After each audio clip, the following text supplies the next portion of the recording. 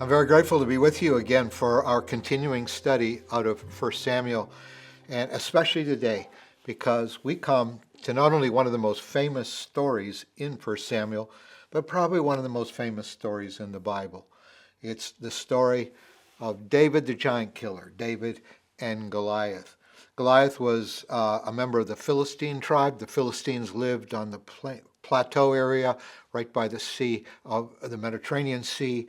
Israel lived in the highlands area, and the Philistines, as they often did, were raiding Israel, and they met kind of in the low hill country in a place called the Valley of Elah. If you would read 1 Samuel 17, where this story takes place, you'll see a lot of detail about the geography. I've actually been there in the Valley of Elah several times. The details are incredibly accurate of how on one side the Philistine forces amassed, the other side the Israeli forces, and together they had a standoff that lasted about 40 days. Here's why.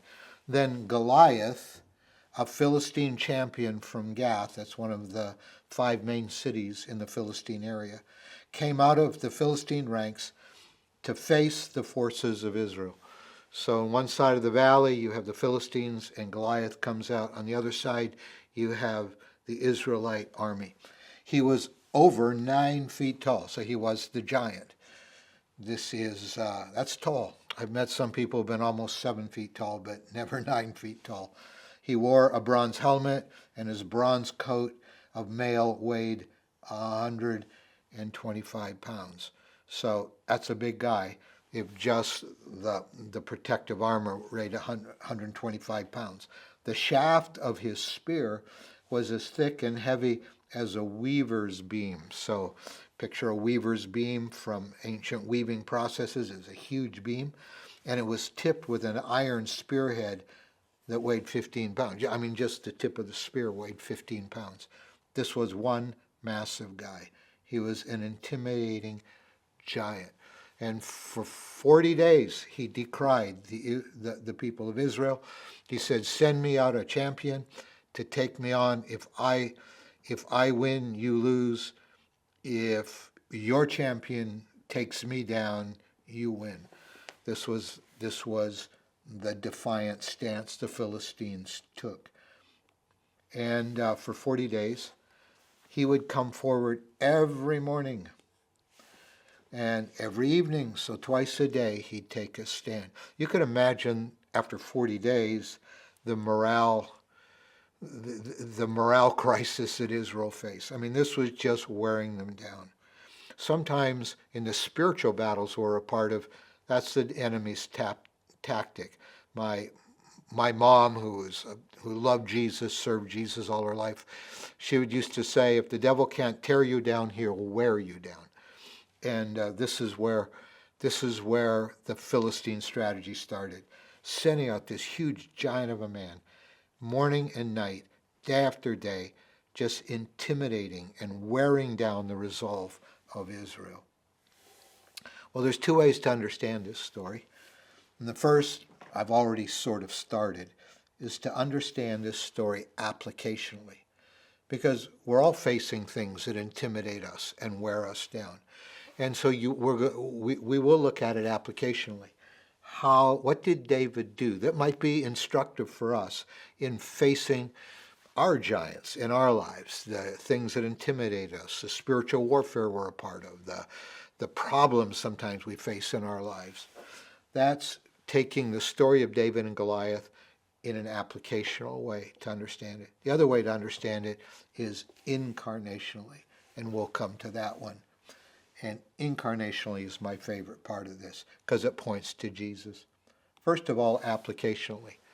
If we're to look at how does this story apply to our lives, it would first of all be this: refuse to lose heart. Whatever you're facing right now in your lives, do not lose heart. This is what David said to Saul.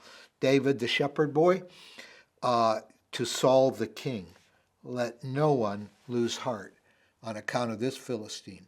And then David says, I will go out and fight him. Nobody else in all the armies of Israel, the most skilled warriors, even the king, dared to take on Goliath. David said, I will, because David hadn't lost his heart. Saul replied, you're not able to go out against this Philistine. And when we start to lose heart, this is the language of the lies we tend to believe, like, I'm not able, it's just hopeless. I don't think I can do this. I don't think I'm able to take on this challenge in my life.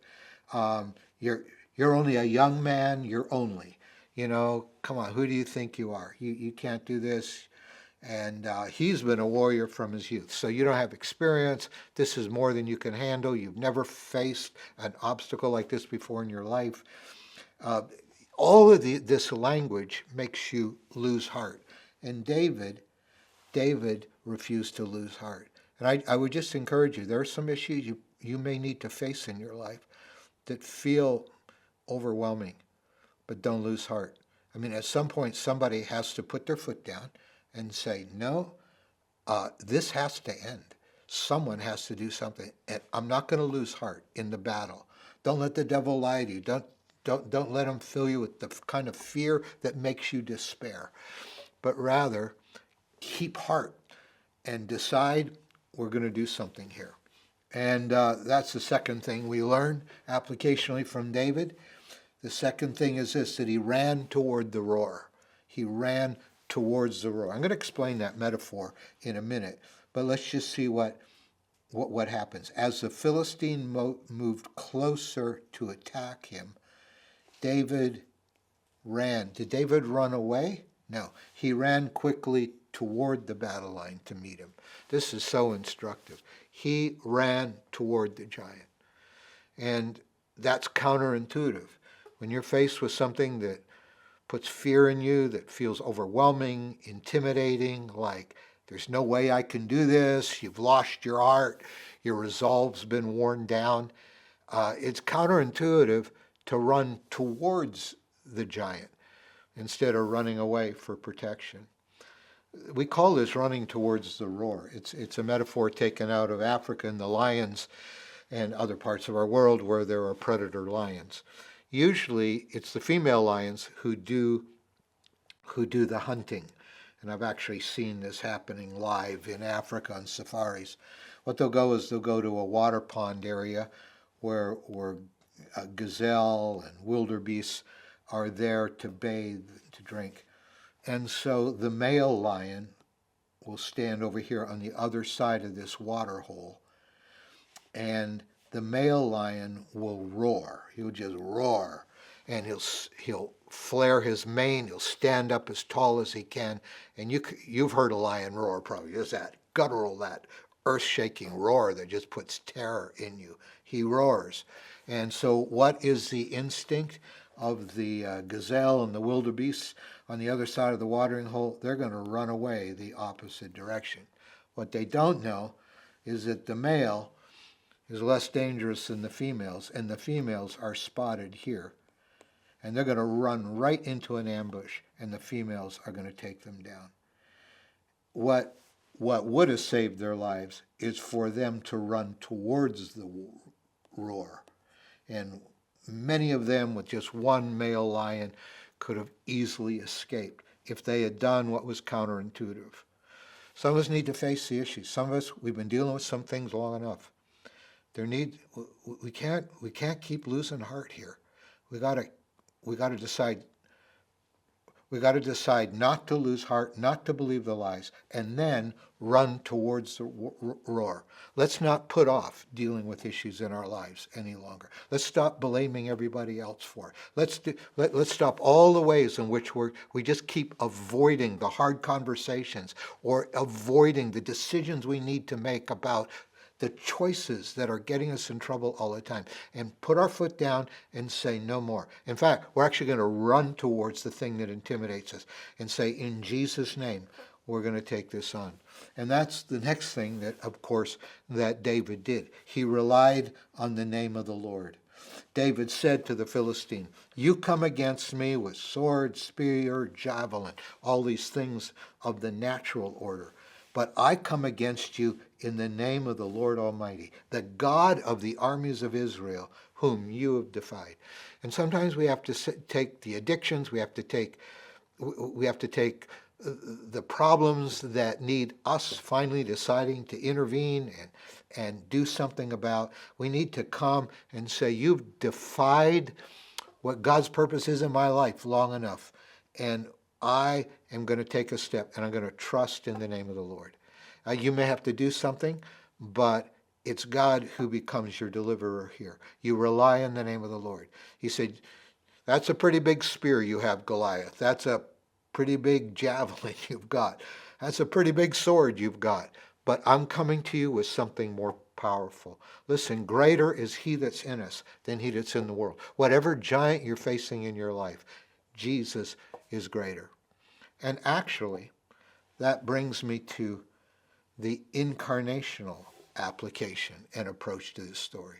Yes, we need to not lose heart. We need to run towards the roar. We need to trust in the name of the Lord. But ultimately, I've come to see the story of David and Goliath not with you and me being the David, like we have to be the heroes. Actually, this is a picture. I think the greater way to look at this story is to see that Jesus is the hero, not us. It just helped me years ago to finally understand this story. Like, I'm not David. I'm one of the cowards in the crowd. To be honest with you, I'm one of the cowards in the crowd. But Jesus is the hero. Jesus is the David. Jesus was actually David's descendant 1,000 years later, because when David became king, God said, someone will sit upon your throne, David, one of your descendants, whose rule will be forever. The story of David and Goliath is David defeating the powers of this world. Goliath came with sword and spear and javelin, but David came in the name of the Lord. And this is what Jesus did. He came into our world. John 1:14, which is describing what happened at Christmas. The Word became flesh and made his dwelling among us. Became flesh, that means incarnation. Carne at the root of that, or meat, flesh. Jesus became flesh and he made his dwelling among us. And why did he do that? Well, John writes in his letter in 1 John 3, the reason the Son of God appeared was to destroy the devil's work. Listen, in the battle we're in, you're not the hero. Jesus is the hero. The pressure is off you. You trust in him. As David trusted in the name of the Lord, we trust in him. Listen, you don't need to be a hero. You need to rely on the strength of the Lord. For this reason, the Son of God appeared, because he's the hero who takes down the giant's intimidation and power against us. That's why in 1 Samuel 17, it says, reaching into his bag and taking out a stone, David slung it. He was a slinger, which is kind of like a sharpshooter in ancient times. He took out a stone, he slung it and struck the Philistine in the forehead. The stone sank into his forehead and he fell face down on the ground. So, verse 50 is kind of a little Hebrew parallelism. So David triumphed over the Philistine with a sling and a stone. And then saying the same thing again in different words, without a sword in his hand, he struck down the Philistine and killed him. Listen, when it comes to the devil, this is what Jesus has done for us. Colossians 2:15, and having disarmed the powers and authorities. For us, the powers and authorities aren't people. In this context, they're the spiritual powers, the demonic powers, the powers of this world, the powers that captivate us in sin, that destroy us. Jesus disarmed them. He made a spectacle of them, triumphing over them by the cross. At the cross, Jesus defeated our enemy and became our David. So as we discuss today, maybe, what might giants look like in our lives right now? What are you facing right now where God would say, don't lose heart, but I want to be your champion?